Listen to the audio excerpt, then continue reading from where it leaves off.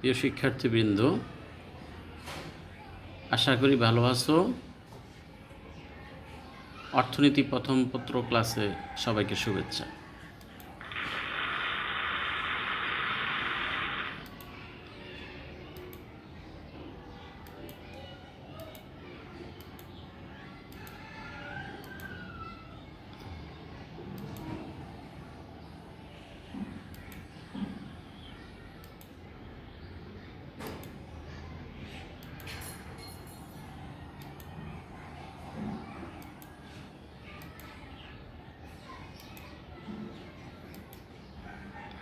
ছবিগুলো লক্ষ্য করি।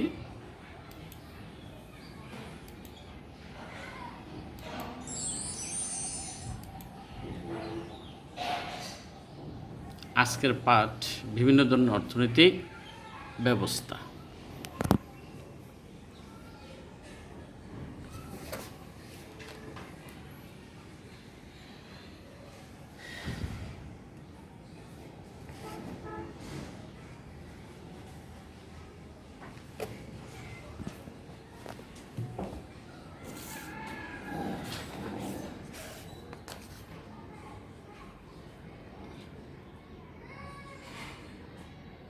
আগে আমাদেরকে জানতে হবে যে অর্থনৈতিক ব্যবস্থাটা কি বা অর্থনৈতিক ব্যবস্থা কাকে বলে। What is economic system? প্রতিটি ব্যক্তি বা সমাজের মৌলিক অর্থনৈতিক সমস্যা এক এবং অভিন্ন। মৌলিক অর্থনৈতিক সমস্যা সমাধানের উপায় হিসেবে উৎপাদন, বিনিময়, বন্টন ও ভোগ কীভাবে পরিচালিত হবে সেটাই মূলত অর্থনৈতিক ব্যবস্থার মাধ্যমে নির্ধারিত হয়। অর্থনৈতিক ব্যবস্থা বলতে এমন এক প্রক্রিয়া বা পদ্ধতিকে বোঝায় যে প্রক্রিয়া কোনো দেশের প্রাপ্ত সীমাবদ্ধ সম্পদ ব্যবহার করে মৌলিক অর্থনৈতিক সমস্যা সমাধান করা হয়। অর্থাৎ যেসব প্রাতিষ্ঠানিক কাঠামোর মাধ্যমে অর্থনৈতিক কার্যাবলী পরিচালিত হয় তাকে অর্থনৈতিক ব্যবস্থা বা ইকোনমিক সিস্টেম বলে।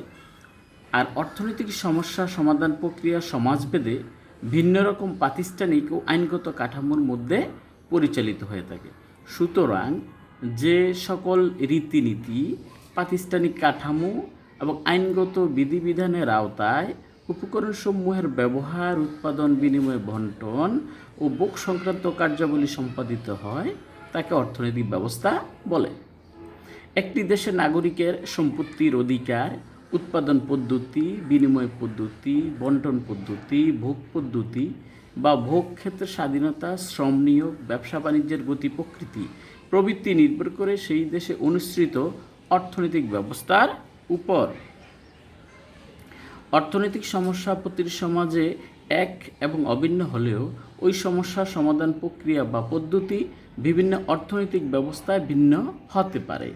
সমাধান পদ্ধতির ভিন্নতা অনুযায়ী পৃথিবীতে যতগুলো অর্থনৈতিক ব্যবস্থা আছে সেগুলো হচ্ছে ধনতান্ত্রিক অর্থনৈতিক ব্যবস্থা, ক্যাপিটালিস্টিক ইকোনমি, নির্দেশমূলক অর্থনৈতিক ব্যবস্থা, কমান্ড ইকোনমি বা সোশ্যালিস্টিক ইকোনমি, মিশ্র অর্থনৈতিক ব্যবস্থা, মিক্সড ইকোনমি, ইসলামী অর্থনৈতিক ব্যবস্থা, ইসলামিক ইকোনমি।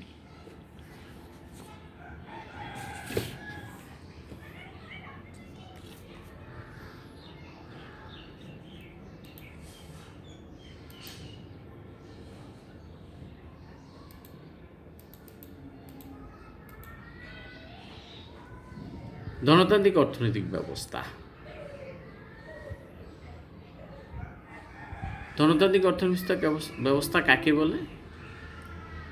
যে অর্থনৈতিক ব্যবস্থায় উৎপাদনের উপকরণগুলোর মালিকানা সম্পূর্ণ ব্যক্তির এবং সকল অর্থনৈতিক কর্মকাণ্ড কোনোরূপ সরকারি হস্তক্ষেপ ব্যতি রেখে স্বয়ংক্রিয় দাম ব্যবস্থা দ্বারা পরিচালিত হয় তাকে ধনতান্ত্রিক অর্থনৈতিক ব্যবস্থা বলে।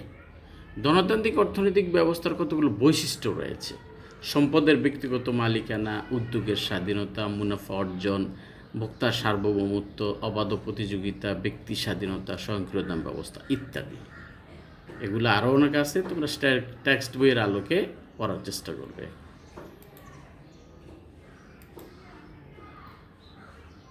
এখন আমরা দেখব আসলে দাম ব্যবস্থা কি? ধনতান্ত্রিক অর্থব্যবস্থা বিভিন্ন ব্যক্তির স্বাধীন আচরণ ও কর্মকাণ্ড এক অদৃশ্য হস্ত দ্বারা পরিচালিত ও নিয়ন্ত্রিত হয়ে থাকে। সে অদৃশ্য হস্ত বিভিন্ন ব্যক্তির কর্মব্যবস্থাকে প্রভাবিত নিয়ন্ত্রিত করে তাকে দাম প্রক্রিয়া বলা হয়।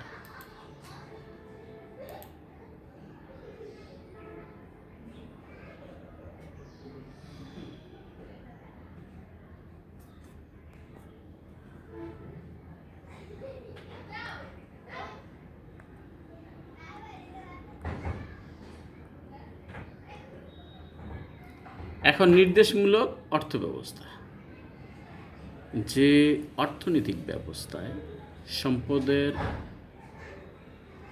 উৎপাদন উপকরণগুলো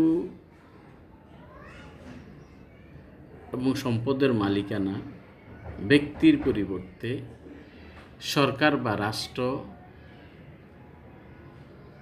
নিয়ন্ত্রণ করে থাকে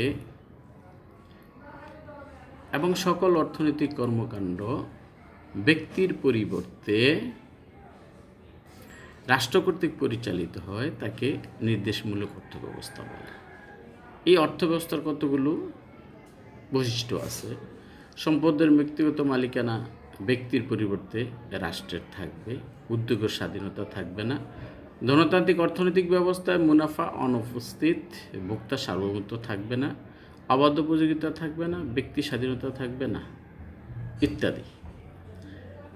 তারপর হচ্ছে মিশ্র অর্থনৈতিক ব্যবস্থা, যে অর্থনৈতিক ব্যবস্থায় ধনতান্ত্রিক এবং সমাজতন্ত্রের মিশ্রণ লক্ষ্য করা যায়, অর্থাৎ যেখানে সম্পদের ব্যক্তিগত মালিকানা এবং রাষ্ট্রীয় মালিকানা, উৎপাদন উপকরণগুলোর ব্যক্তিগত সরকারি মালিকানা যৌথভাবে থাকে এবং সকল অর্থনৈতিক কর্মকাণ্ড ব্যক্তি এবং সরকার উভয়ই যোগপদভাবে বা সমন্বিতভাবে বা যৌথভাবে পরিচালনা করে তাকে মিশ্র অর্থনৈতিক ব্যবস্থা বলে। অর্থাৎ মিশ্র অর্থনৈতিক ব্যবস্থায় আমরা সমাজতন্ত্র এবং ধনতন্ত্রের কিছু মিশ্রণ দেখতে পাব। ইসলামী অর্থনৈতিক ব্যবস্থা, যে অর্থনৈতিক ব্যবস্থায় স্বীকার করে নেওয়া হয় যে